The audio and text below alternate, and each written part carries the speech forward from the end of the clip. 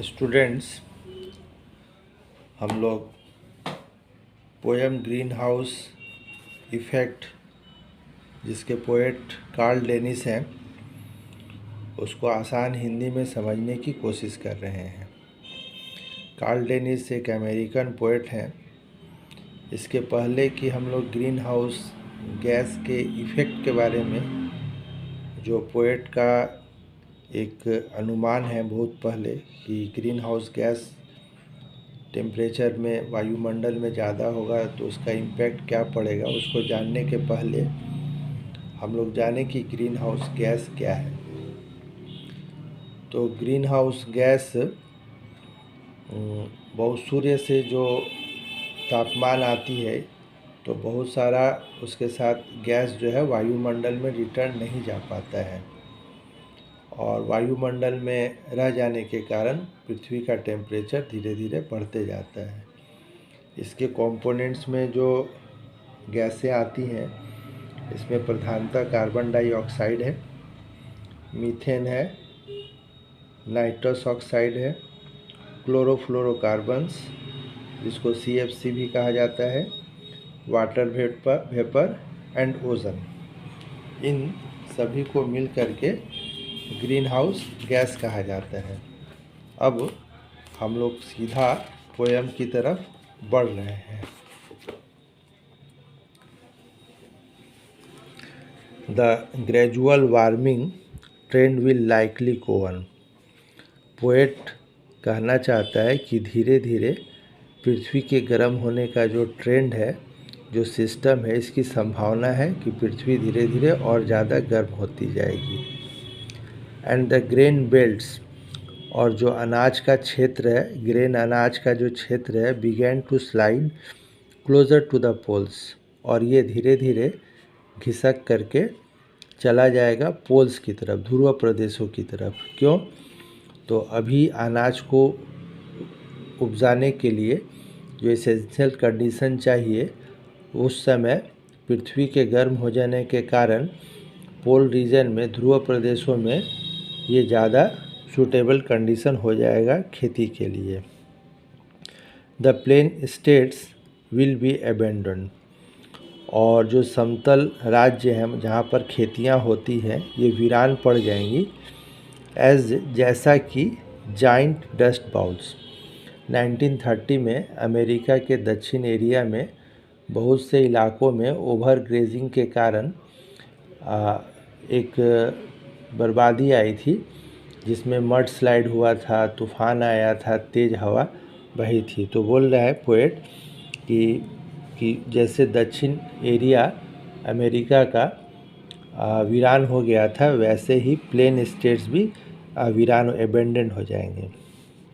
Greenlands and Atlantica will join the new great powers, और ऐसे स्थिति में फ्यूचर में ये दो ठो नाम लिया है, ग्रीनलैंड और अंटार्कटिका। ये ध्रुव पोलर रीजन के दो ठो बड़े बड़े हिस्से हैं। ये विश्व में नए ग्रेट पावर बनेंगे। जैसा कि अभी ग्रेट पावर USA है, वैसा फ्यूचर में ये दोनों बन जाएंगे। Even if we play them off against each other, अगर मान लो कि हम इन दोनों को, मतलब ग्रीनलैंड और अंटार्कटिका को, एक दूसरे के खिलाफ लड़ा दें फॉर मोर एड, ज़्यादा मदद के लिए। जैसे अभी भी वर्ल्ड पॉलिटिक्स में चलता है, छोटे छोटे देशों को लड़वाया जाता है ताकि वहाँ के नेचुरल रिसोर्सों पर कब्जा किया जा सके। तो वैसे ही अगर फ्यूचर में अगर हम इन दो ग्रेट पावर्स को आपस में लड़वा दें, we will still be poorer than we are now, तो भी ऐसा करने के बावजूद भी अभी जो हम हैं उससे ज़्यादा ही भविष्य में गरीब रहेंगे। मतलब मदद मिलने के बाद भी हमारी स्थिति अच्छी नहीं रहेगी। Life will be different, future में जीवन जो है होगा बिल्कुल अलग होगा। गुड टिलेबल लैंड सो डियर, टिलेबल खेती योग्य या जोतने योग्य, अच्छा खेती की ज़मीन इतनी महंगा हो जाएगा कि, या इतना कॉस्टली हो जाएगा कि the suburbs will give away to farms. Suburb बोला जाता है बड़े बड़े मेट्रो शहर में, जहाँ पर जगह काफ़ी महंगा होता है, तो उस शहर में काम करने के लिए शहर के थोड़ा बाहर बहुत सारे इलाके में लोगों को रखा जाता है। जैसे लोकल ट्रेनें चलती हैं तो लोग क्या सबर्बन एरिया से मेट्रो में काम करने जाते हैं, तो वैसे ही सबर्बन ये जो घर वगैरह बना है गिव अवे टू फार्म्स, इनको घरों को तोड़ करके खेती का ज़मीन में बदल दिया जाएगा। The cities will fill up again with people, और फिर दोबारा लोग जो है शहरों में जा कर के रहेंगे। Too poor to own cars, और वे इतने गरीब होंगे कि कार वगैरह नहीं रख सकते हैं। वॉकिंग टू वर्क, गरीबी के कारण पैदल चलेंगे, काम पर जाएंगे। और क्राउडिंग ऑन ट्रॉलीज, या भीड़ एक छोटी छोटी गाड़ियों में भर करके भीड़ करके काम पर जाएंगे। We will move down the streets, जब हम लोग रास्ते पर चलेंगे lined with practical nut trees, तो हमें देखने को मिलेगा व्यवहारिक फलों का पेड़, नॉट एलम्स एंड ओक्स। जो एलम और ओक लोग खूबसूरती के लिए घरों के सामने लगाते हैं, अब लोग ज़मीन का अच्छे से उपयोग करेंगे और खूबसूरती के पेड़ों को नहीं लगाएंगे बल्कि नट ट्रीज को लगाएंगे। With vegetables crowding the front lens, और वेजिटेबल्स जो है खेती वगैरह ये सामने का जो खाली जगह जहाँ लोग घास वगैरह उगा कर रखते हैं खूबसूरती के लिए, ऐसे जगह पर वेजिटेबल्स होगा। Tax will be too small to support the public buildings, हम लोग जानते हैं सरकार जो टैक्स कलेक्ट करती है तो बहुत सारा पब्लिक के लिए खर्च करती है, लेकिन फ्यूचर में लोग गरीब हो जाएंगे तो सरकार को भी टैक्स कम मिलेगा, और ऐसी स्थिति में सरकार जो है पब्लिक बिल्डिंग्स को बचाकर नहीं रख सकती है।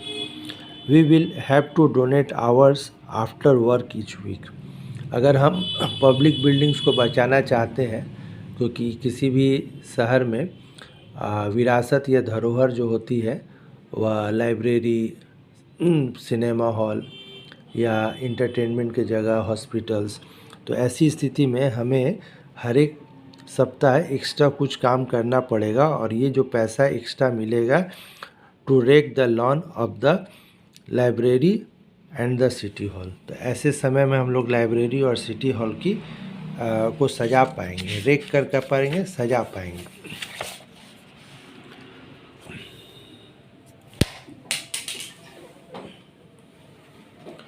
उसके बाद टू टक point the chimney of the federal building, और फेडरल बिल्डिंग ऊंची ऊंची इमारतों में जो चिमनियाँ होती हैं उसकी मरम्मत तभी हम लोग कर पाएंगे।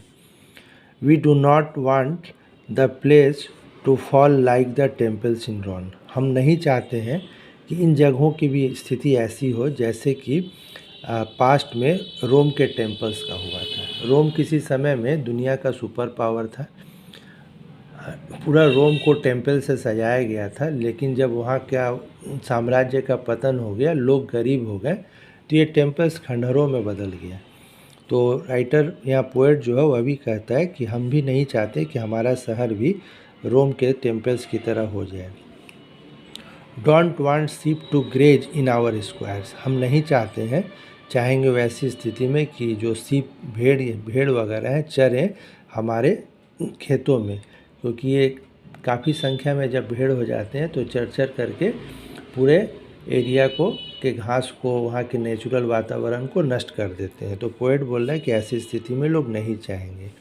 एज, जैसा कि दे ग्रेज्ड, ये भेड़ें चरती थी इन द फोरम, बैठने या खाली जगहों पर फॉर 1000 ईयर्स, रोम में हजारों साल तक खाली जगहों पर या फोरम वगैरह पे, जिस जगह पर लोग पब्लिक बात मीटिंग करते थे, ये चरने से वहाँ की इन्वायरमेंट ख़राब हो गए और वहाँ पर बर्बादी आई। तो पोएट बोल रहा है कि जैसा हजारों साल ये भेड़ चरती थी हम अब नहीं चाहेंगे।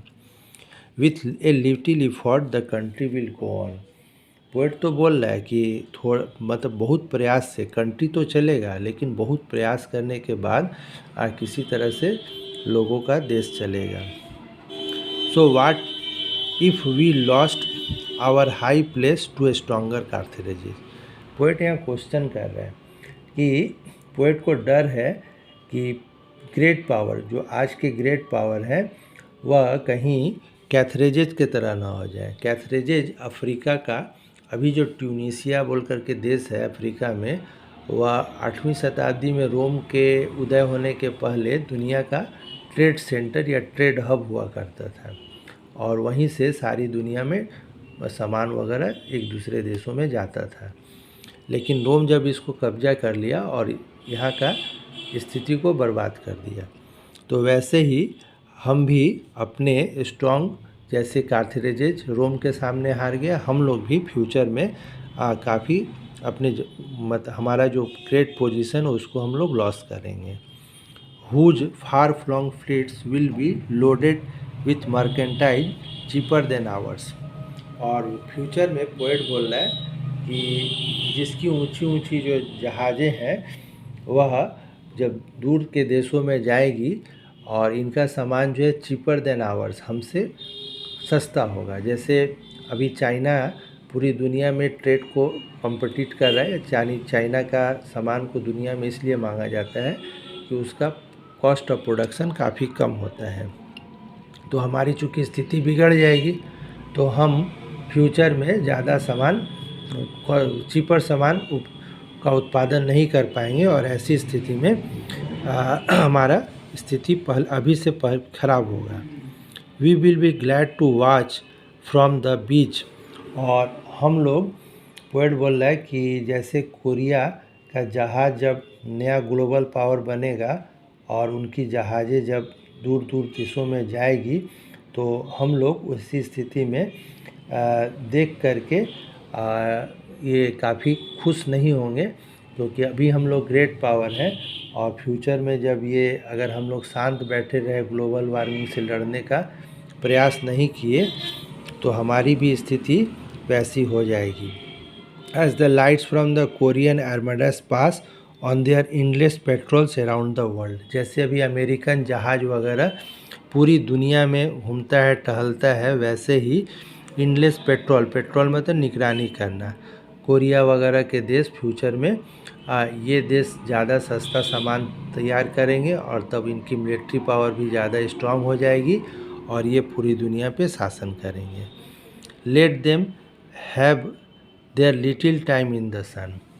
पोएट यहाँ पर अपने देश के लोगों को चेतावनी दे रहे हैं कि जैसे ग्लोबल वार्मिंग के बारे में लोग, अमेरिकन लोग या पूरी दुनिया के लोग या सुपर पावर जो है ध्यान नहीं देते हैं, तो बोल रहा है कि इन्हें मौज मस्ती करने दो, इन्हें जीवन का मज़ा उठाने दो। We will say to ourselves as we begin to sway to the strength of the native beach land. ठीक है, पोएट यहाँ कहना चाहता है कि जैसे अगर हम लोग केयर फ्री हो करके, लापरवाह हो करके ज़िंदगी बिताएंगे, तो क्राइसिस तो आएगा, संकट तो आएगा, और हम लोग अपना समय, खुशी में जो समय बिताते हैं, बीच पर जो समय बिताते हैं, जा कर के घंटों घंटों बीच पर समय बिताते हैं सन में, तो हमारी स्थिति भी काफ़ी बुरी हो जाएगी अगर हम इस ग्रीन हाउस गैस या बढ़ते हुए टेम्परेचर की तरफ ध्यान नहीं देंगे। Ignoring the heats from the art on the radio.